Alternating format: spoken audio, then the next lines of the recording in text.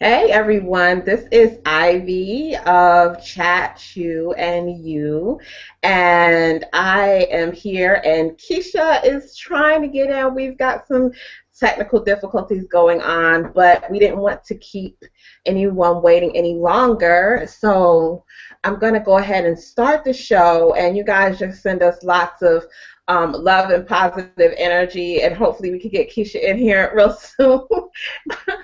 But I'm really excited to get this show started. You guys know we've been gone for a little bit. We definitely invested some time into self-care. And if you all saw on some of our social media posts, Keisha and I met live for the first time in New York, and we went to the HMBA Live conference, which is holistic MBA for holistic health coaches. So that was our first time meeting live. And then she's been traveling and I've been traveling, and so we miss you all, and we're so happy to be back. And this week we are talking about body diversity through yoga. Now, you all know that I personally love yoga because yoga, I feel like it saved my life, and it definitely helped me turn my body relationship in a different way. So I'm so happy to have our featured guest here with us this week, who is Krystal Thompson of The Luscious Life. And she is here to talk about body diversity in yoga, learning to listen to your body, love your body, connect with your body through yoga. And you know that we're definitely all about that here on the Chat Chew and You show. So we're going to let her talk and tell a little bit about body love through yoga and her journey and what she has to share. She's got some special stuff to do with us tonight. And then you guys go ahead, and if you have questions and comments, go ahead and hit the Q&A button and submit those. I'll be monitoring those, and we'll definitely make sure that we address them during the show. So, Krystal, I'm so happy to have you. Welcome.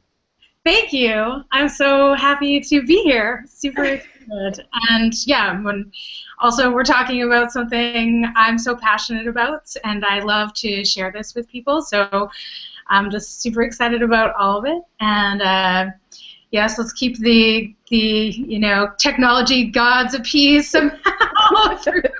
Try and get Keisha in here. Yeah, so I am a yoga therapist. I work full-time as a yoga therapist. And my primary message is about that your size has to stop you from practicing yoga. I think there's like a common misconception out there about our size stopping us from being able to practice yoga, and that our size can stop us from loving our body, and then our size can prevent us from loving our life. And one of the messages I like to put out there to the world is it's not so much about the size of your luscious body, it's all about the size of your luscious life. It's about living your luscious life.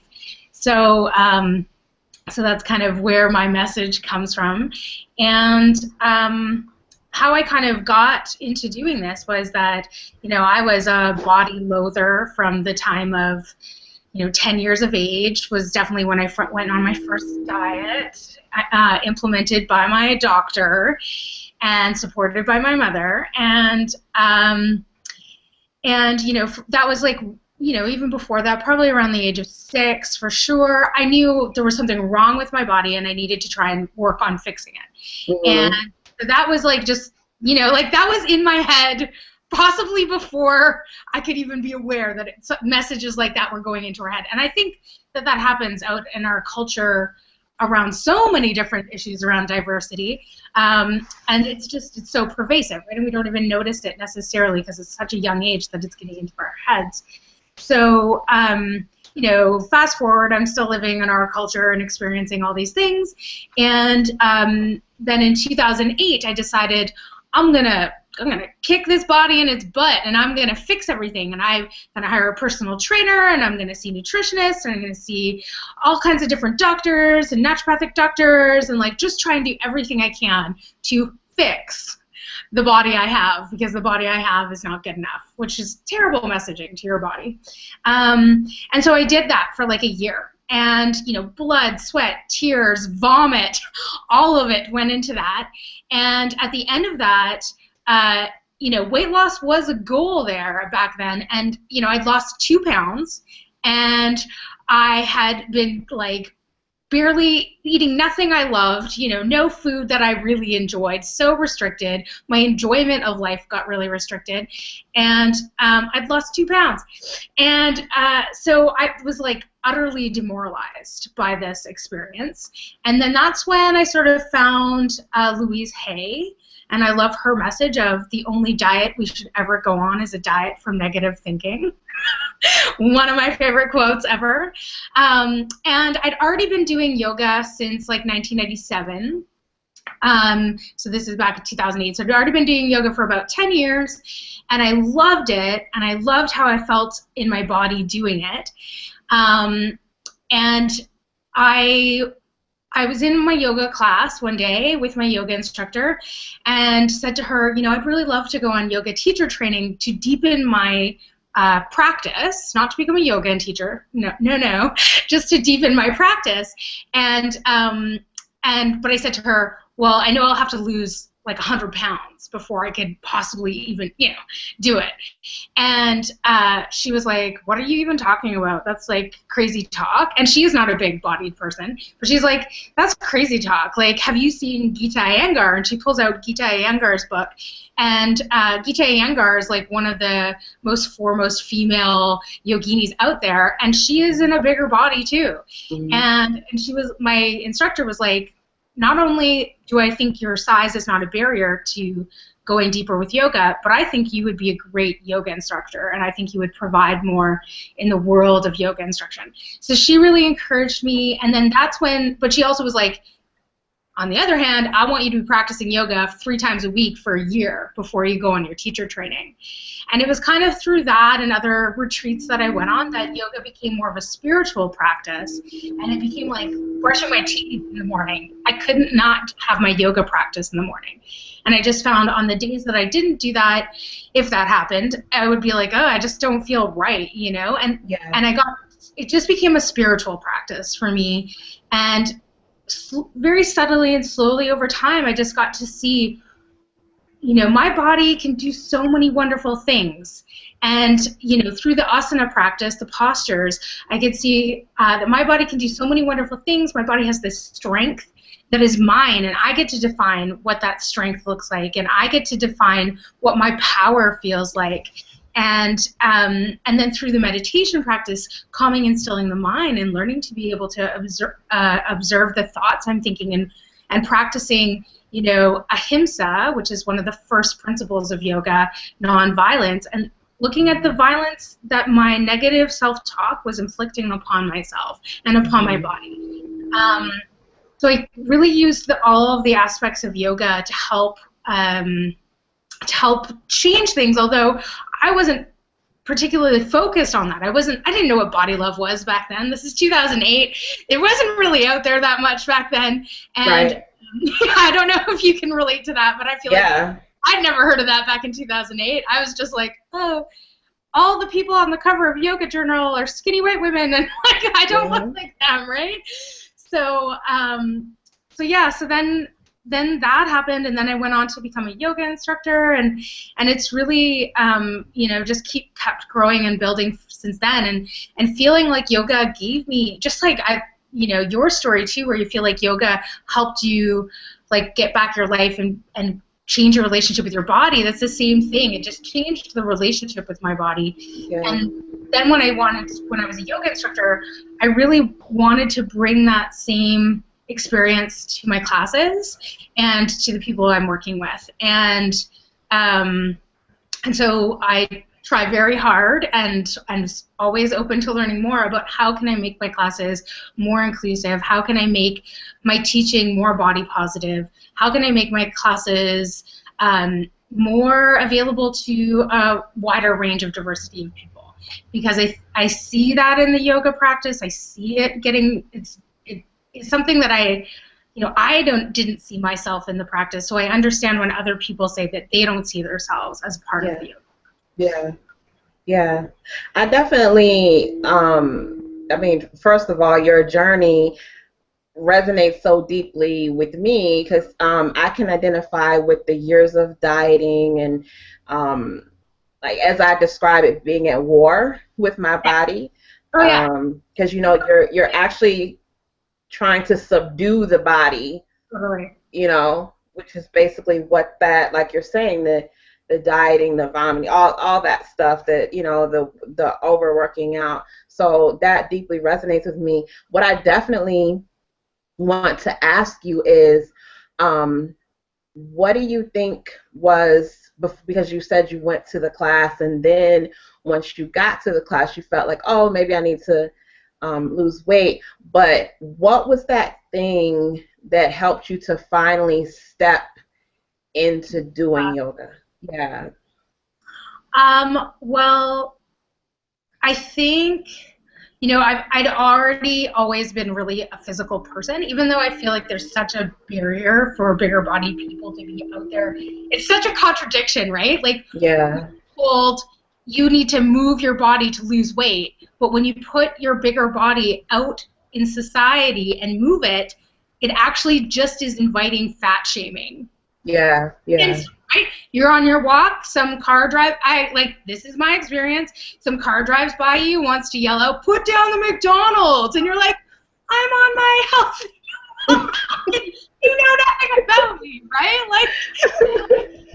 Like that has literally happened. That's why I can tell that story.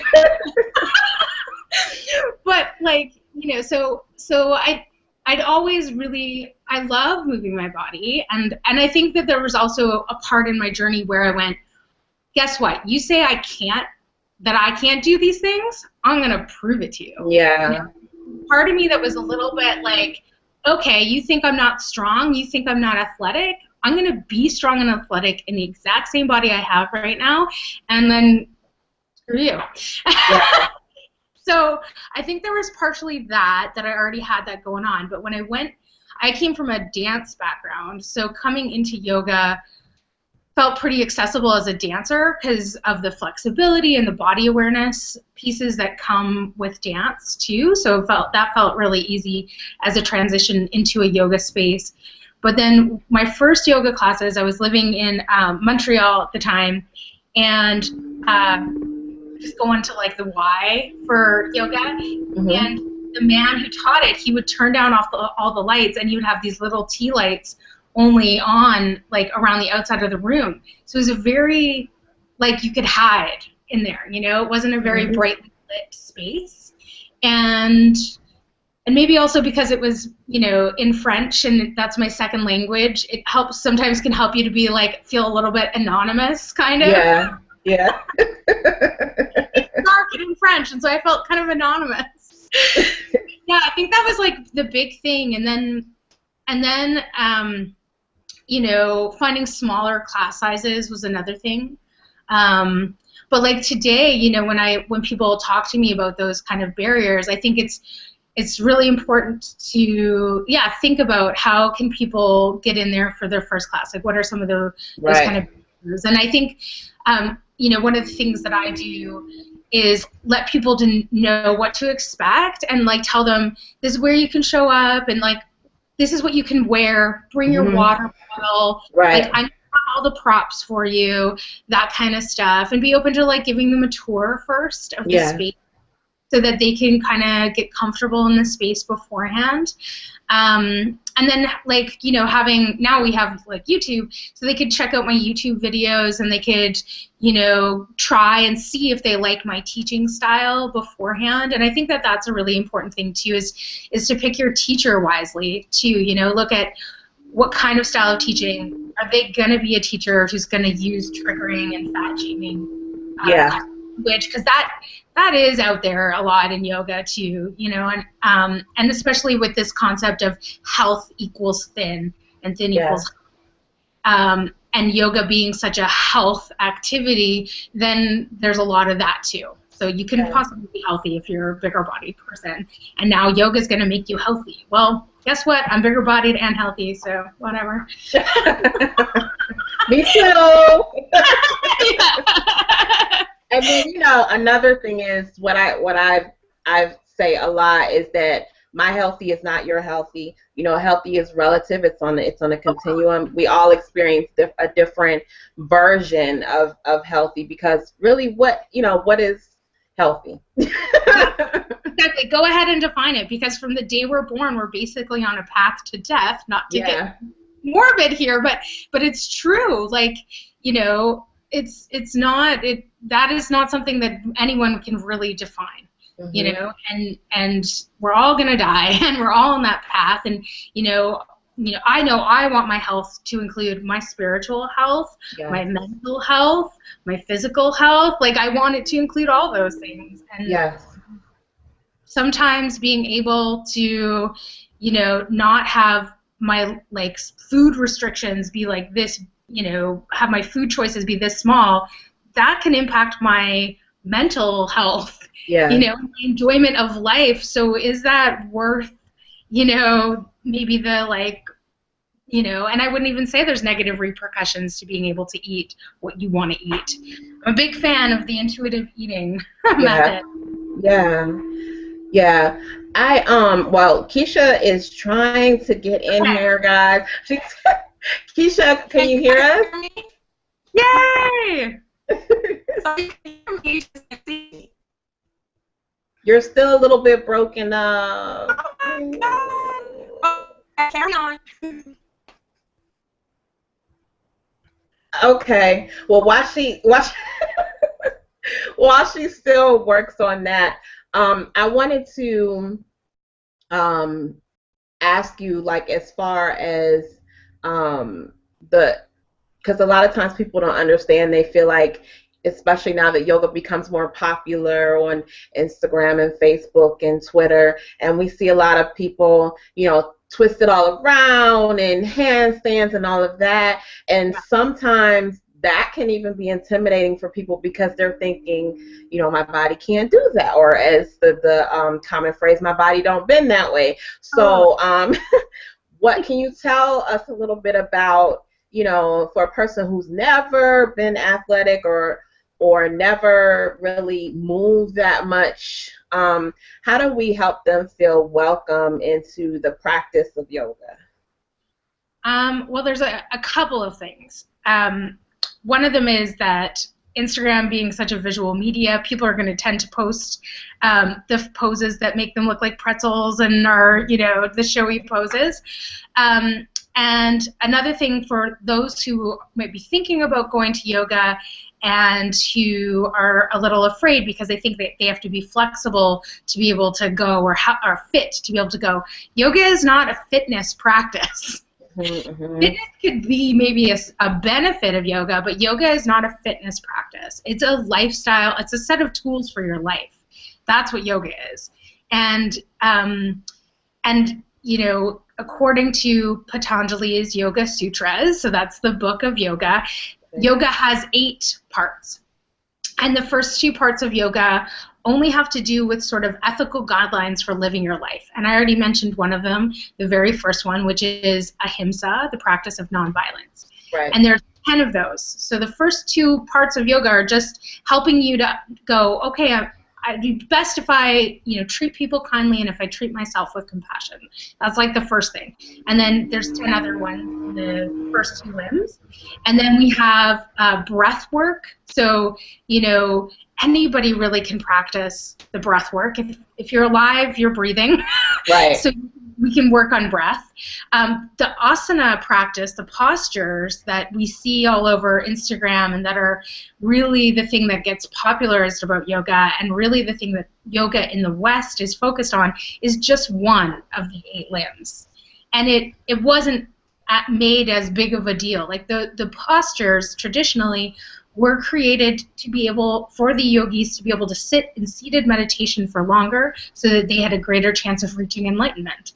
so that they had, that's what those poses are for. And now yoga's been turned into this other thing, sort of focused on, it'll bring fitness and it'll bring, your level of being a yogi is what kind of crazy pose you can get into versus, how peaceful is your mind? Yeah.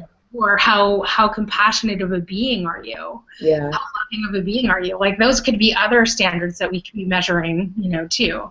Yeah.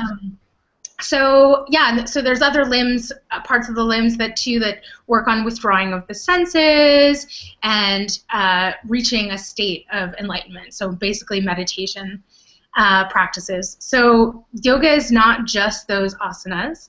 And my recommendation too, for people who are just thinking of starting out, is when looking at which teacher you might want to work with, you can talk to them about whether or not their yoga practice is good for beginners, and that's another thing. Like, we don't have to do the crazy poses to be able to get the benefits from yoga. And I hope later we'll do some yoga together, some asana together, and we'll see that.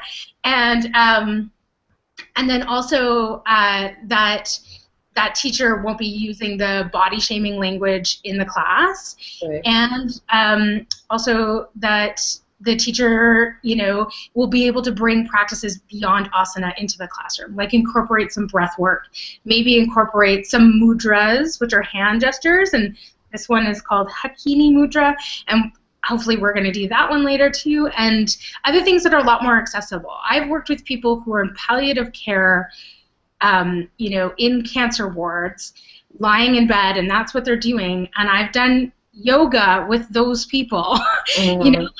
We think of yoga as being one thing, and it gets to be so sad that that's what's thought of as being yoga. Yeah. So, and that one thing, because it's more than that. It's much more than that. Yeah, that's very enlightening to know that, how yoga can really be defined. And I love that you mentioned earlier, and you mentioned again, that yoga is a spiritual practice. And I know, that's how I was first introduced to it. Mm-hmm. It was recommended to me by a holistic doctor as a means. I had adrenal fatigue because I was running and dieting and just all. So I had, drained my body, and she said, with her awesome holistic approach, this is what brought me here. She asked me, well, how often are you sleeping, and do you have a tribe, and do you have a spiritual practice? And she told me, I want you to stop running, and have you ever tried yoga? And I'm like, no. I'm trying to lose weight over here, okay? So, we're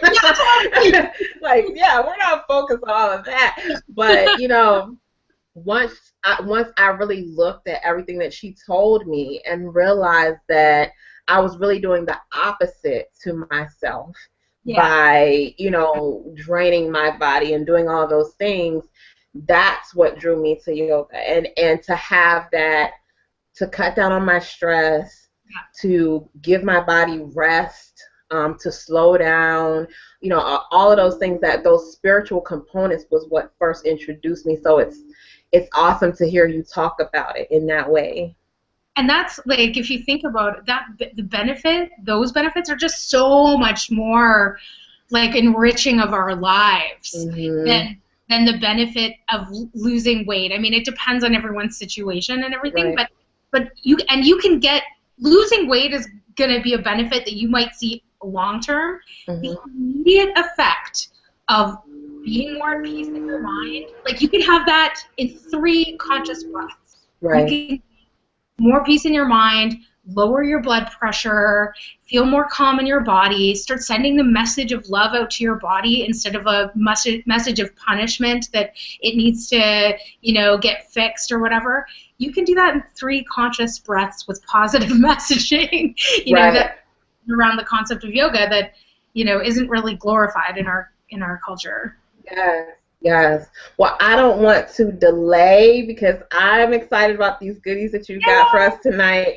So I know you've got some things to share. So I just want to reiterate to people who are just now tuning in that we have Krystal Thompson, and of course we're talking about body love and body diversity through yoga. And because this is a live show, you can definitely submit your comments and your questions to the show. Just hit the Q&A button if you're in the Google Hangout, in the Google event, and type in your question, and we'll get it that way so I can address it. I did see, Ursula, that you sent in a question just asking about us starting the show. So yes, the Q&A button is working. So you guys go ahead. We're going to let Krystal go into the second half of the show. But go ahead and send anything in, and I'll let her know what pops up. So I'm just going to adjust my camera for you guys, and I'm going to have a seat down on my yoga mat. You guys can still hear me pretty good, Ivy? Yes, and see you. Oh, perfect. So I'm sitting down on my yoga mat, and I'm sitting up on a bolster. And just before we start with some more practices, I wanted to mention props and what a super fan I am of props, because props can really help you find more accessibility in poses that you think you might not be able to do. So for your asana, your posture practice, props are great. And one of my favorite things to do is sit up on something when we sit on the floor, so that we're not feeling restricted in our hips and hamstrings, and that we're able to sit up nice and tall with a long spine. So what I've designed for us tonight, everyone can do sitting in, if you guys are sitting in your chair, if you're sitting on your couch, if you're lying down, it might not work so well, but part of this you'll get to lie down too, actually, at the end. So we're going to start sitting wherever you are, and I want you just to get comfortable sitting in whatever position you're in. And we're going to start with breath practice, which is a full yogic breath, or sometimes referred to as 3-part breath. And what we're going to start with is actually using our hands to connect to our body. So I'd like to invite you to bring your hands to your belly, so your low belly, the area below your belly button, and just see if you can start to breathe into that part of your body. And if you want to close your eyes, you can go ahead and close your eyes. And it's like you want to imagine there's a balloon in your low belly, and as you breathe in, the balloon expands in 3 dimensions. And then as you breathe out, that balloon releases in 3 dimensions. And with your hands, maybe you can start to feel how your belly pushes out into your hands as you breathe in, and how your belly gently releases back towards your spine as you breathe out. So that part of the breath is the belly, and we want to initiate our inhales in the belly. And this, breathing into this part of your body, you could even just breathe like this, and this is called deep abdominal breath, and it's really good for stimulating the relaxation response in the body. So for someone who's experiencing adrenal fatigue, like you were, Ivy, that kind of breathing is a really great practice, and guess what? You've got to breathe all day long. So yeah. People don't have to know you're practicing that while you're doing it too. So that's part 1. Part 2, we're going to take our hands to the ribs, and you can bring them more to the outer sides of your ribs. And now you're going to see if you can breathe in and feel your ribs expand out. And then as you breathe out, see if you can feel your ribs release back. So it's like your ribs are this circular container, right, or cylindrical container. And as you breathe in, that container is going to get big and go out. And then as you breathe out, it's going to release. And really this is happening in 3 dimensions, even though we put our hands here. So let's take 2 more breaths, breathing in, feeling the ribs expanding, and breathing out, feeling the ribs gently releasing. And if bringing your hands to any of the parts of your body doesn't feel right for you, you can always just do this by bringing your awareness into that part of the body. So that's the second part of our breath. The third part of our breath, we're going to bring our hands up to the top of the chest, just below your collarbones. And as you breathe in, you're going to breathe in and see if you can feel your fingers kind of gently move away from each other. And as you breathe out, your fingers will gently move back towards each other. This is the third part, the chest. And this is called thoracic breathing sometimes, because we're breathing in the thoracic cavity of the body. And the other thing about thoracic breathing is it's more common when we're stressed out. So we don't really want to do this breath on its own. Sometimes this is how people naturally breathe because we're in such a state of stress throughout our day, just like that underlying stress. So this is a good breath, though, to practice if we want to release tension in the neck and shoulders. Now we're going to put all three of those parts together. So we're going to start our breath in our belly, breathe into your belly, and then fill your ribs, and then fill all the way up into your chest. And then as you exhale, exhale from your chest, through your ribs, down to your belly. We're going to breathe in belly, ribs, chest, and exhale chest, ribs, belly. One more time, belly, ribs, chest. Exhale chest, ribs, belly. And then we can smooth it out so that it becomes like a wave. Wave traveling all the way up your torso as you breathe in, and the wave traveling all the way back down your torso as you breathe out. So let's close the eyes and just take 2 more breaths, breathing throughout the whole torso, belly all the way up to the chest as you breathe in, and chest all the way back down to your belly as you breathe out. Gently blink open your eyes. How did that feel, Ivy? Awesome. It's like you said, that little bit of time is such a mood lifter, and yes, that's awesome.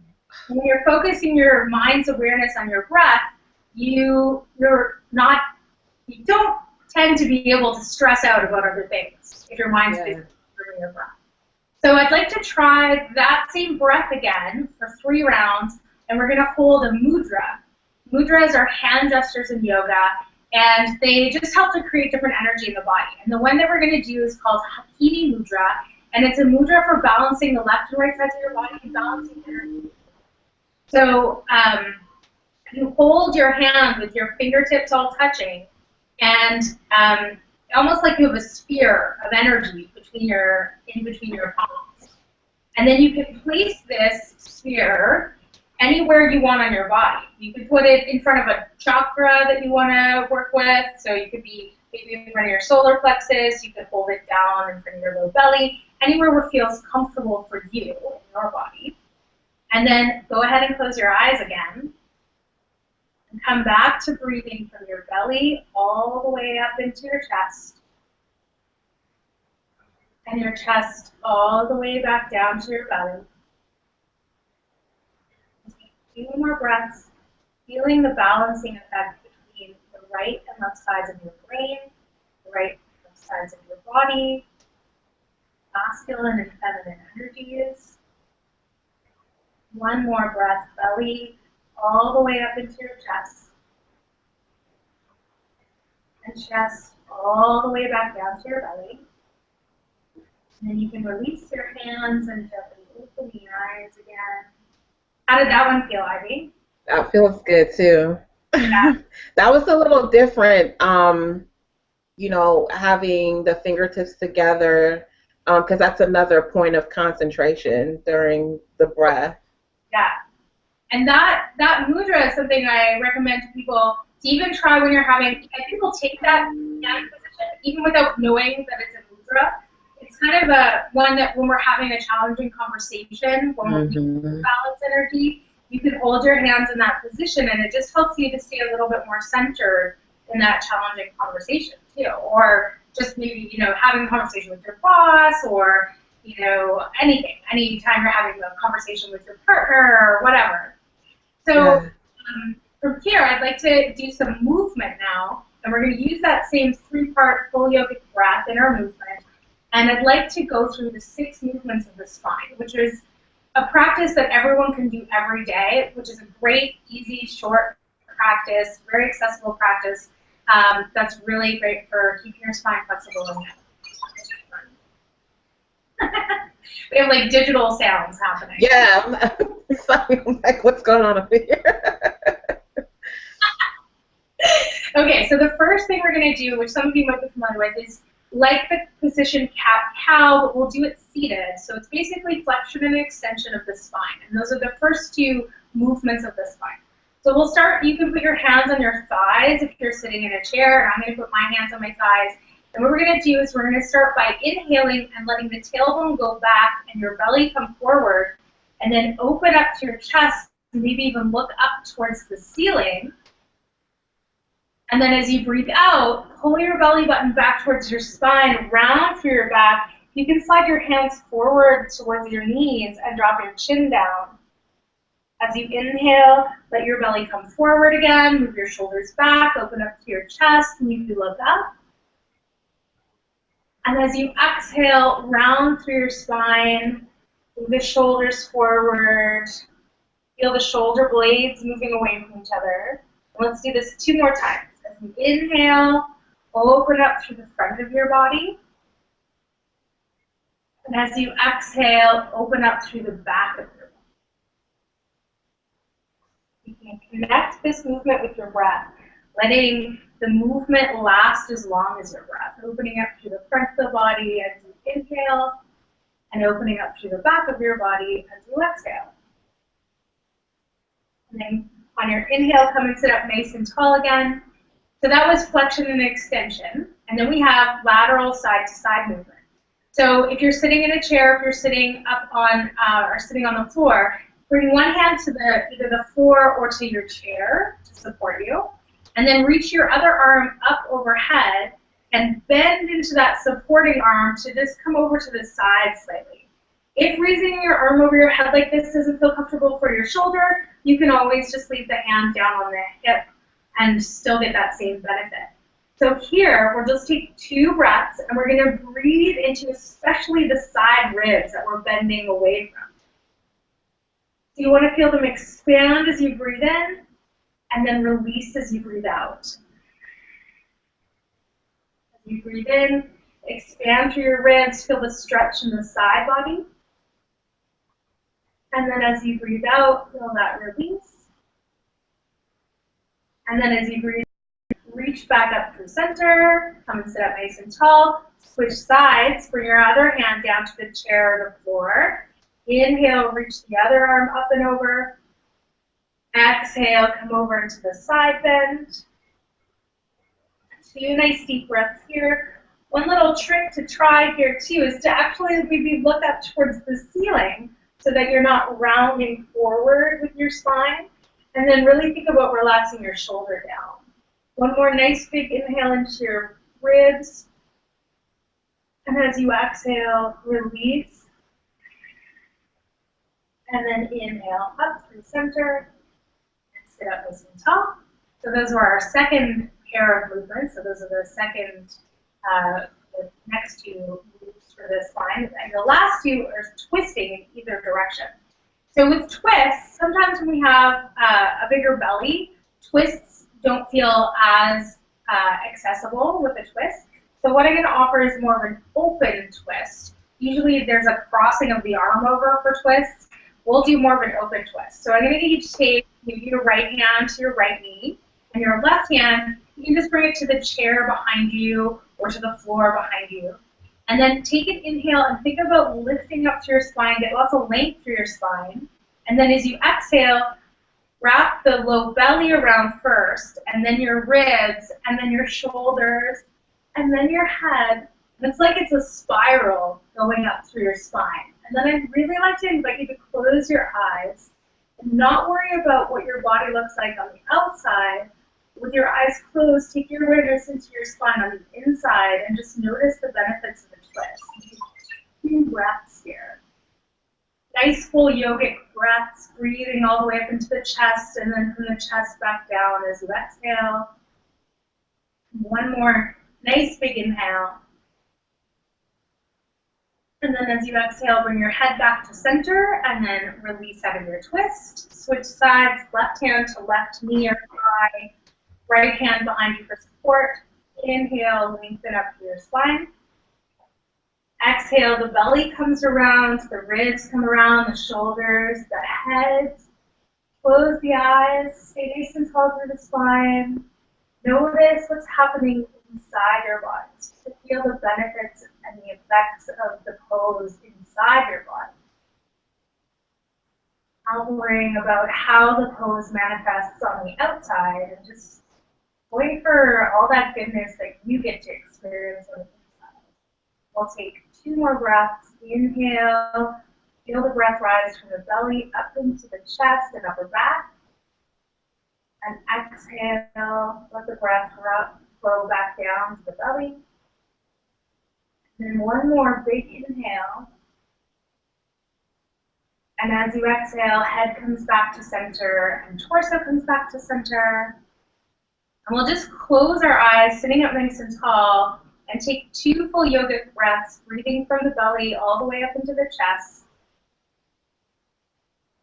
And then chest all the way back down to the belly. And take this time just to notice the benefits of taking your body to the sixth. Pretty easy, simple movements that can be done even sitting in your office chair as a little break during the day. You can feel already more energy in your body probably. You feel a little bit of relief if you're experiencing any pain or discomfort beforehand. Just take a moment just to notice what those benefits were for you. And when you're ready, you can gently open your eyes again. How you doing? That was awesome. You know what just came to mind for me is that I love the fact that these are, because I'm sitting in a chair, so I love the fact that these are things that you can do, like you said, throughout the day in your office or whatever. You don't have to roll out a mat and have like your leggings and all that stuff going on to do it. And for me, like I know, I do my yoga in the morning, the ones actually on the floor, but in the middle of the day, I can pause and do this sitting on a park bench at the park or, like you said, at your desk or whatever, and still have that yoga break any time of the day. Yeah. That's what I love about ways to make yoga more accessible to us, not just in terms of, because it doesn't have to happen in a class, and it doesn't have to happen with an online video or your DVD or whatever. It can happen easily as a little mini break at work, or just paying conscious attention to your breath, or paying conscious attention to the kinds of thoughts you're thinking or messages you're sending to your body. There's lots of different ways to do that. So I know we just did something that everyone could be sitting. I'd also like to invite everyone to come up and try something standing, because this is one of the ways in which I've seen the power of all the pieces of yoga kind of coming together to help with the kind of, to switch the thinking about our bodies. So I'm going to come up to standing. You can feel free to... Yeah, I'm going to have to stay here.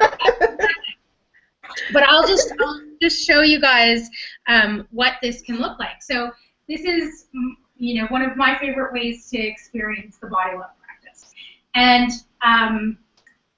what we'll do is we'll do a pose that's kind of challenging. So it's a pose called Goddess, and you take a wide stance with your feet. You turn your toes out a little bit. Do you know Goddess, Ivy? I love Goddess. I'm like, I'm missing out on the party here. So in Goddess, you'll take a couple of squats down into your knees and just make sure that you're feeling comfortable with your knees tracking directly over your toes and that your feet are wide enough apart or not too wide apart. And then we'll come on and sit down into the pose, and then the arms can come up into our full expression of Goddess. And Goddess pose, if you're in it with me, you'll notice it requires a lot of strength, which might be why you also love it, Ivy, because it's like, I love it too, because I'm like, I feel like my body is strong. I am able just to sit into this deep squat for a good chunk of time. So what I'll let everybody who's in the pose do is just take a full yogic breath here and notice how the pose feels. And then come on up out of the pose and walk your feet back together. And we're going to come in and re-experience that pose. And you can join us for this part too, Ivy. We're going to re-experience the pose with a mudra instead. Rather than using our hands in this mudra, which is a mudra, we're going to use a mudra that is the mudra for unshakable confidence. So I'll just move in a little closer so you can see me a little better.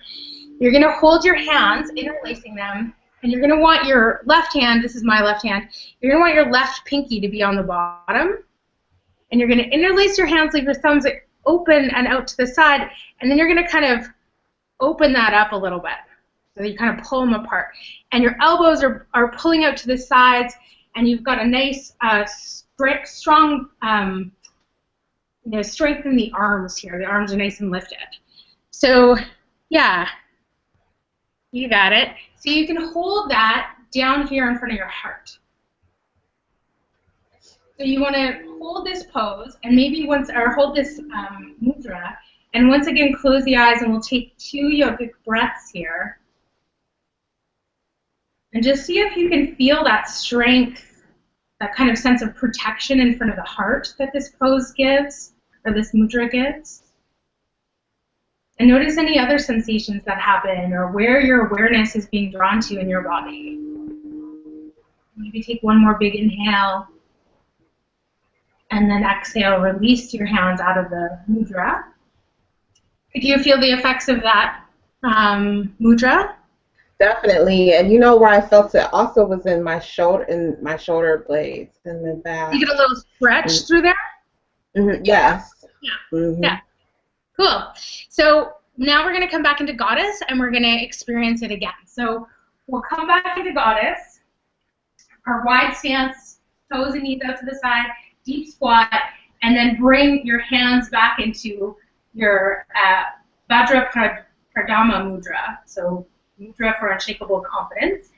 And you can do this with us too, Ivy. You can hold the mudra and close your eyes and take 2 nice deep breaths again here. And just see if it's a different experience of Goddess pose when you're holding this unshakable confidence mudra. You might find that there's a little bit more strength in your legs holding this mudra. We'll take one more nice big inhale.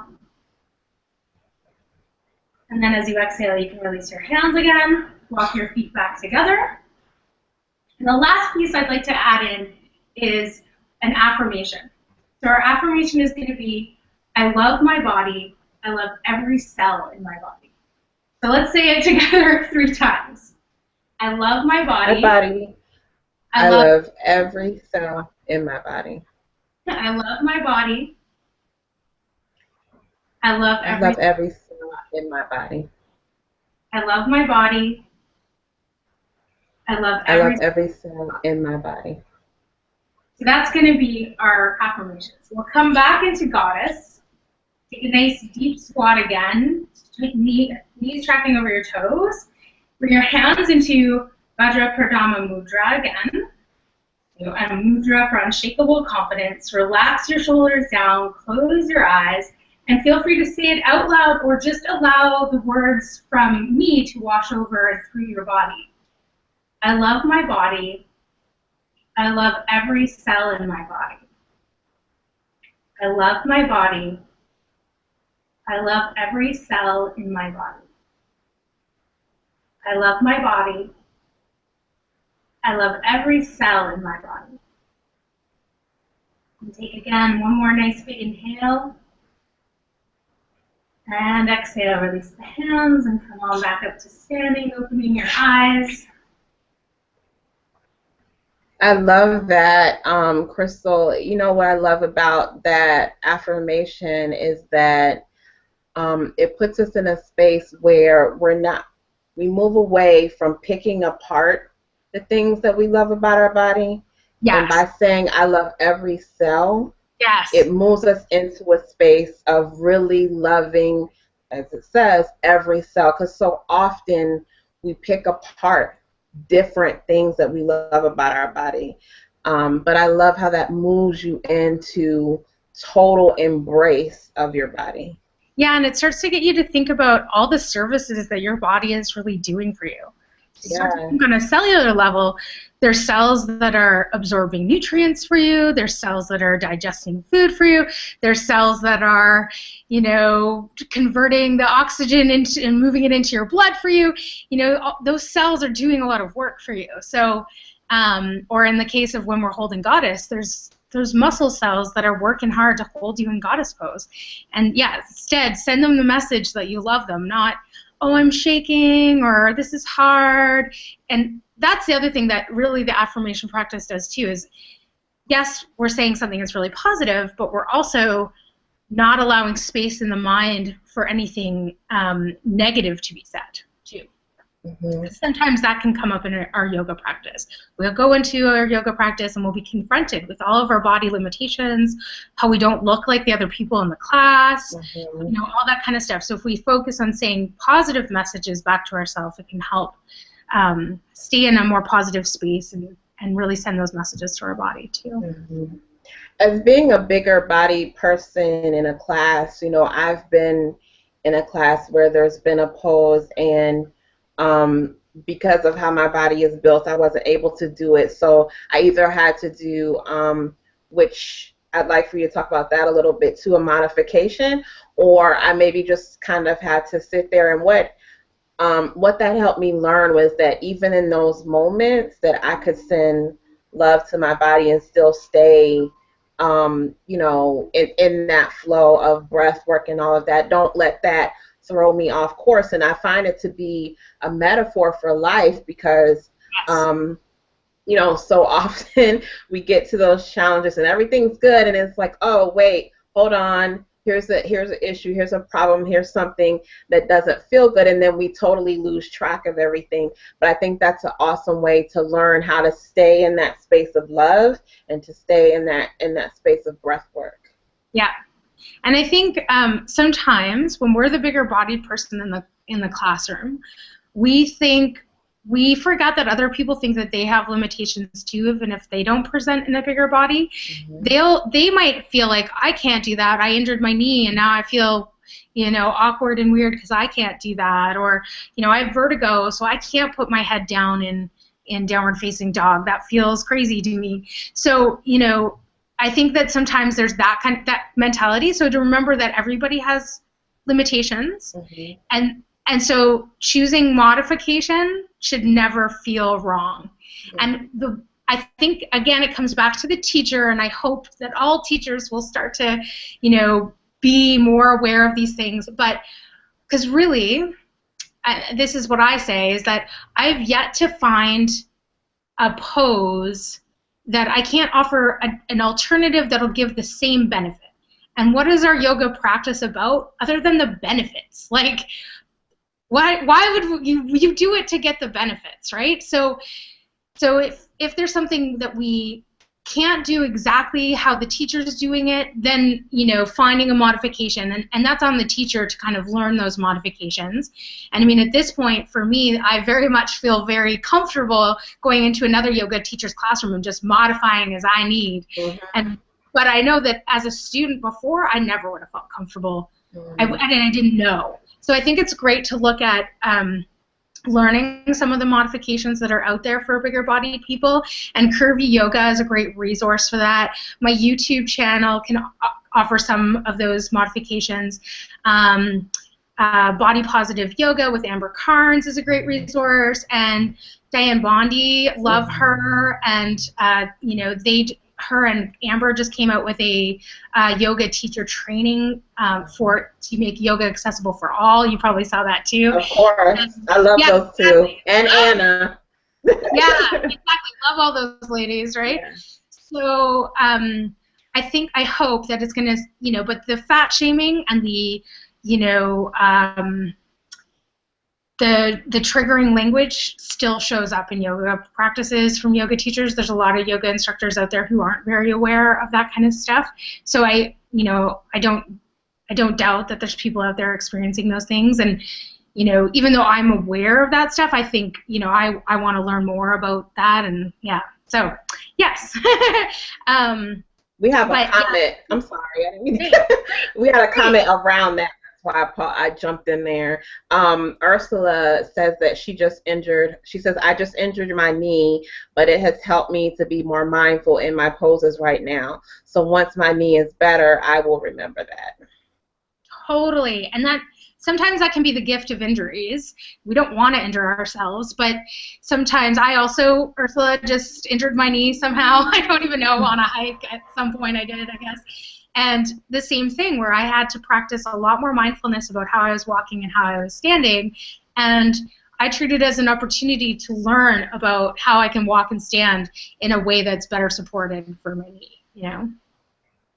And she also said that goddess is one of her favorite poses too. Yay! High five, sister! So I don't know if we have time for it, but I would love to do a little relaxation if that works for you and the timing. Sure, go ahead. We can relax ourselves on into bed. Exactly. So if you're sitting in a chair, you can just sit in the chair and close your eyes. And if you're at home and you are able to, you could lie down on your yoga mat and get really comfortable. You could lie down in your bed and get really comfortable. Any of those things are an option here. So whatever you want to do. And I invite you just to go ahead now. So maybe start getting into your position. I'm just going to pull out my little relaxation script.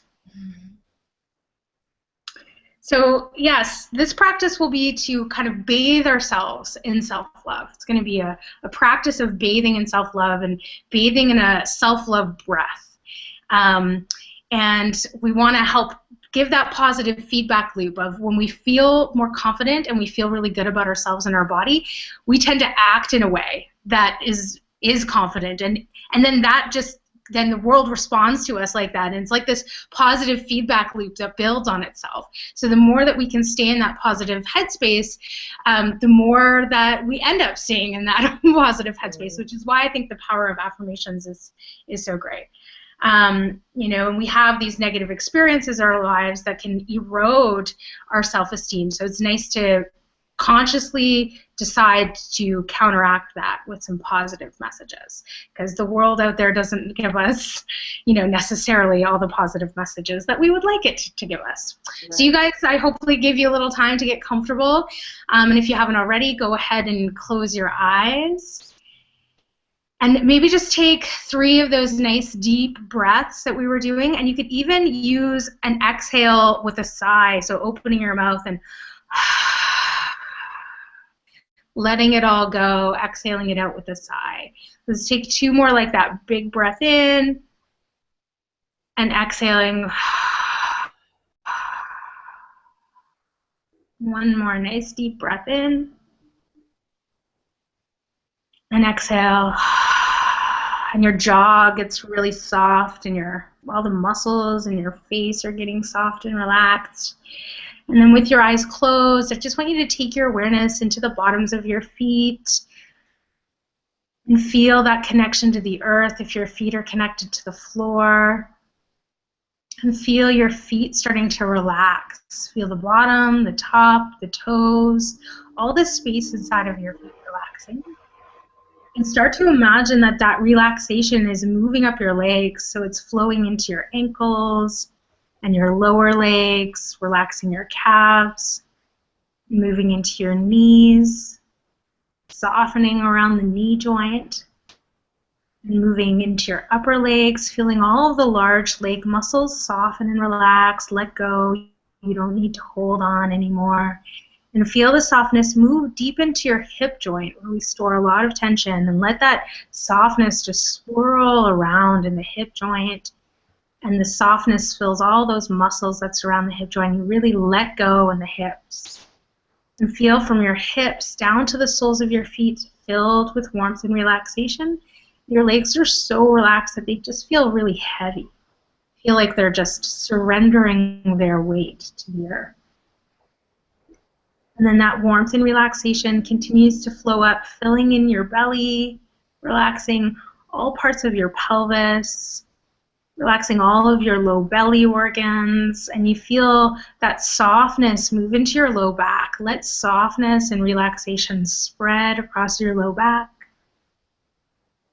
And then feel that warmth and relaxation move up in your body. Feel your ribs ribs relaxing, your diaphragm, your large breathing muscles softening and relaxing.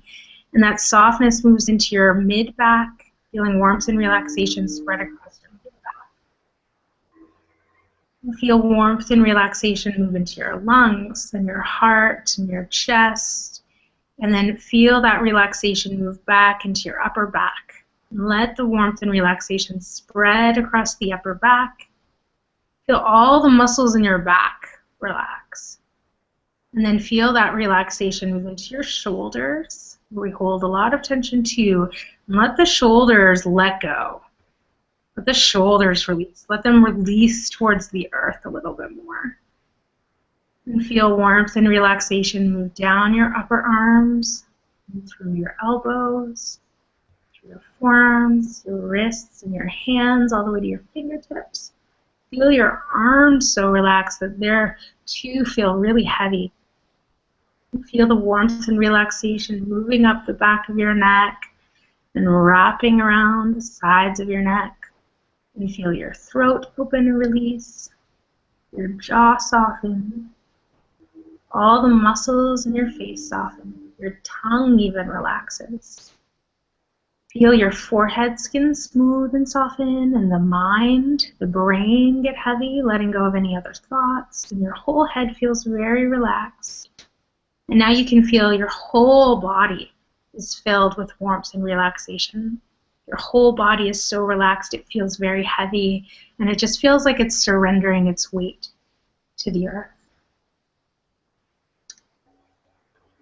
And then from here, I'd like you to just hear these words. So we're setting our intention for this relaxation practice here. And this will be our intention. I love and accept myself exactly the way I am. I am loved and accepted exactly the way I am right now. The greatest gift I can give myself is unconditional love. So with our intention set, I'm going to begin to say different parts of the body, and you're going to bring your awareness into that part of your body, feeling it with your mind and seeing it in your mind, and then feel the movement as we move on to the next part of your body. Begin by bringing all of your awareness into the palm of your right hand. Feel it with your mind, see it in your mind. You could even say palm of right hand. Back of your right hand. Your whole right hand. Feel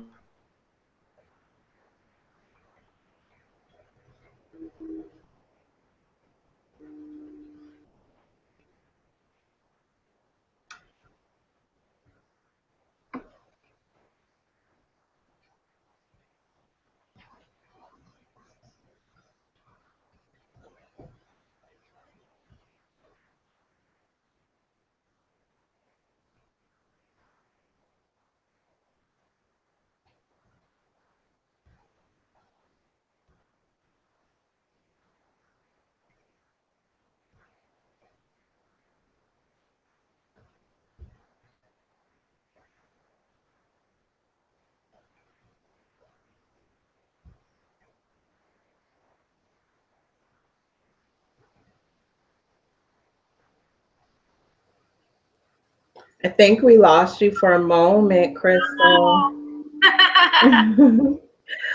Right in the middle of it, but you can continue. You're back. Okay, so we're just moving our awareness to different parts of the body. I was looking at you. You looked so relaxed. I know when I came back, I was like, oh man, that was good.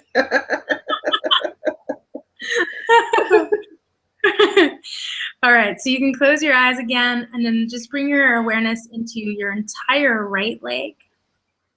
And feel your whole right leg.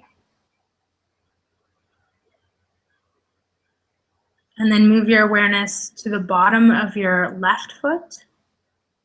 Feeling it with your mind, seeing it in your mind, and saying bottom of left foot. Top of the left foot. And feeling your whole left foot.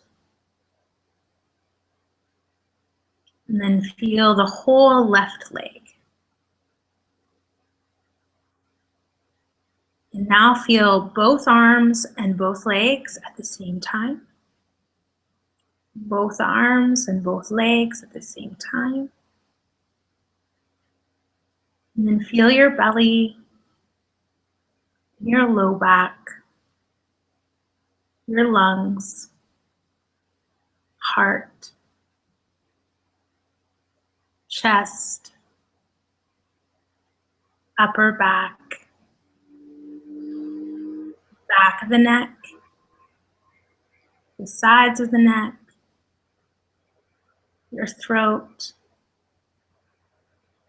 chin, jaw, your lower lip, your upper lip, the roof of your mouth,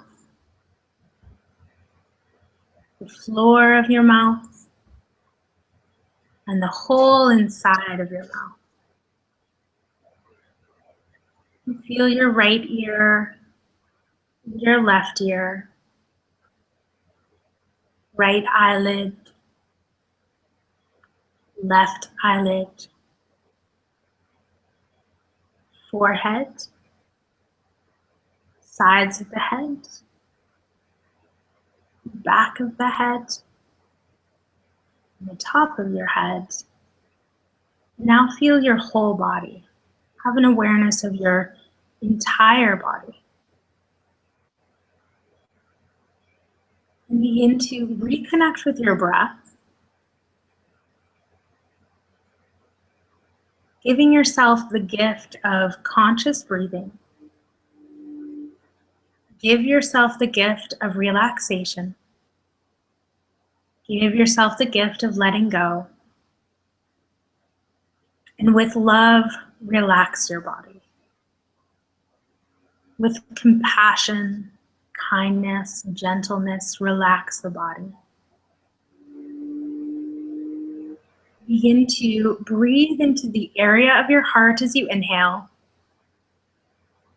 And then as you exhale, let the love from your heart flow out to all parts of your body. Breathe in, filling your heart with love and breath. And as you breathe out, that love and breath flows out to all parts of your body, all cells in your body. One more time, breathing into the heart. And exhale, fill every cell in your body with that love from your heart. Letting yourself bathe in self-love. Letting yourself bathe in unconditional self-love. This place of relaxation, repeat again these mind. I love and accept myself. I am loved and the way I am right now. I can give myself is unconditional love. Let these statements exist in your heart and let them radiate out their truth to the rest of your body.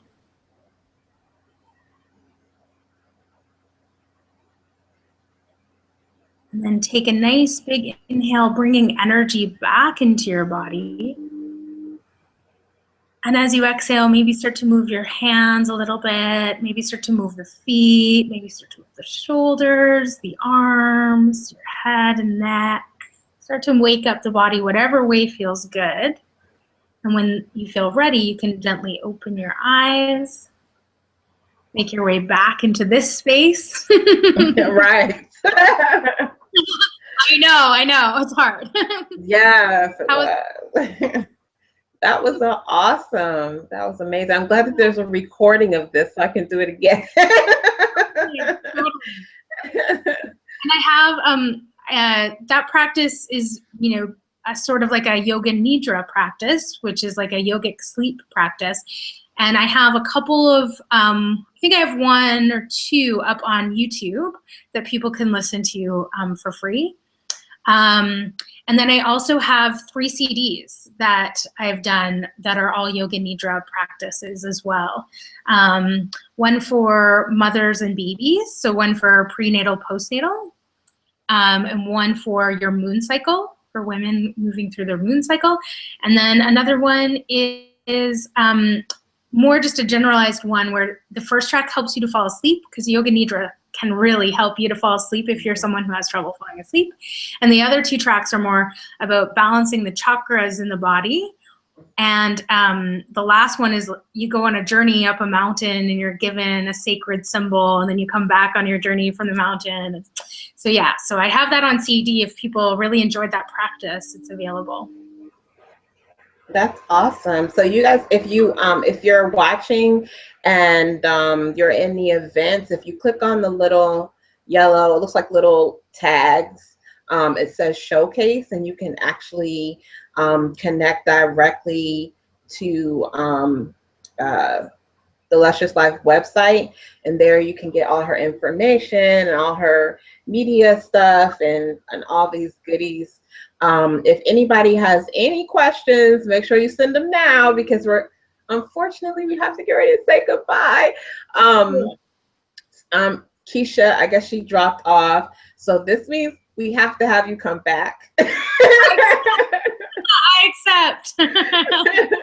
We have to have you come back so that she can be on the show, and maybe we can actually all be on our mats and do some yoga together, and invite the